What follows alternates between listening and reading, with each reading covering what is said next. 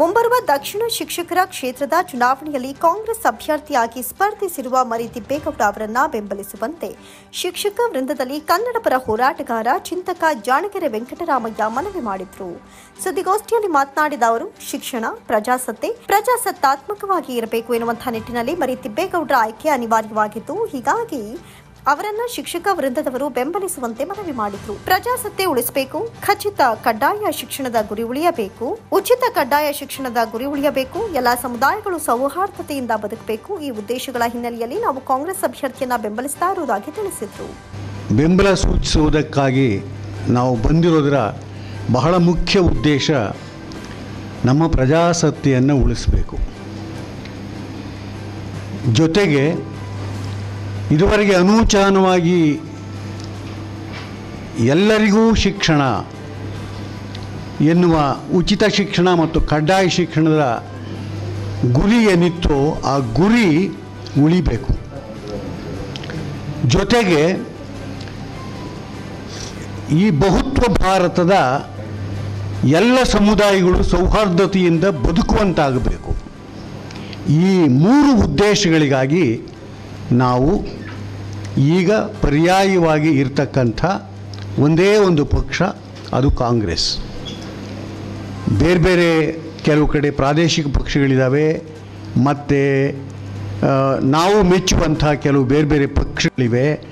ವಿರೋಧ ಪಕ್ಷದಲ್ಲಿರ್ತಕ್ಕಂಥ ರೀತಿ ಒಳಗಿರುವವು, ಅವುಗಳನ್ನೆಲ್ಲ ಯಾಕೆ ಬೆಂಬಲಿಸ್ತಾ ಇದ್ದೀವಿ ಅಂತಂದರೆ ಈ ಮೂರು ಕಾರಣಗಳಿಗಾಗಿ ನಾವು ಬೆಂಬಲಿಸ್ತಾ ಇದ್ದೀವಿ. ಸಾಹಿತಿ ಪ್ರೊಫೆಸರ್ ಮುಕುಂದರಾಜ್ ಮಾತನಾಡಿ, ಹಿಂದೆ ರಾಜ್ಯದಲ್ಲಿ ಅಧಿಕಾರದಲ್ಲಿದ್ದ ಬಿಜೆಪಿ ಮತ್ತು ಕೇಂದ್ರದಲ್ಲಿ ಅಧಿಕಾರದಲ್ಲಿರುವ ಬಿಜೆಪಿ ಶಿಕ್ಷಣ ಕ್ಷೇತ್ರವನ್ನು ನೂತನ ಶಿಕ್ಷಣ ನೀತಿ ತರೋ ಮೂಲಕ ಕುಲಗೆಡಿಸಿದೆ ಅಂತ ತಿಳಿಸಿದರು.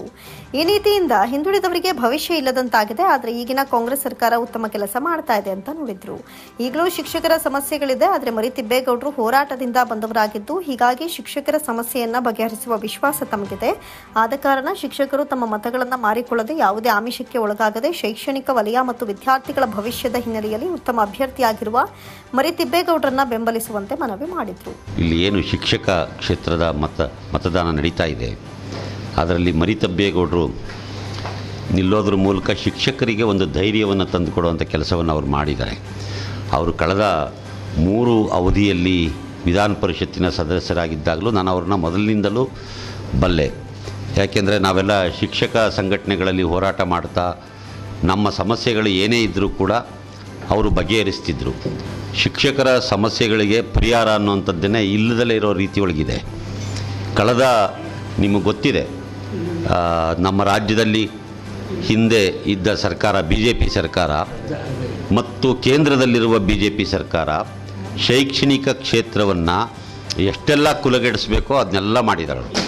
ಆ NEP ಮಾಡೋದ್ರ ಮೂಲಕ ಈ ದೇಶದ ಕೆಳಜಾತಿಯ ದಲಿತ ಶೂದ್ರ ವಿದ್ಯಾರ್ಥಿಗಳೇನಿದ್ದಾರೆ, ಭವಿಷ್ಯದಲ್ಲಿ ಅವ್ರಿಗೆ ಭವಿಷ್ಯವೇ ಇಲ್ಲದ ಹಾಗೆ ಮಾಡುವಂಥ ಒಂದು ಯೋಜನೆ ಕೂಡ ಅವರು ಮಾಡಿದ್ದಾರೆ.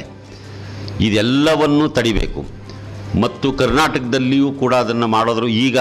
ಈಗ ಬಂದಿರುವ ಕಾಂಗ್ರೆಸ್ ಸರ್ಕಾರ SEPಯನ್ನು ಜಾರಿಗೆ ತರೋದ್ರ ಮೂಲಕ ಒಂದು ರೀತಿಯಲ್ಲಿ ಒಂದು ಶಿಕ್ಷಣ ಕ್ಷೇತ್ರದಲ್ಲಿ ಭರವಸೆಯನ್ನು ಸೃಷ್ಟಿ ಮಾಡಿದೆ.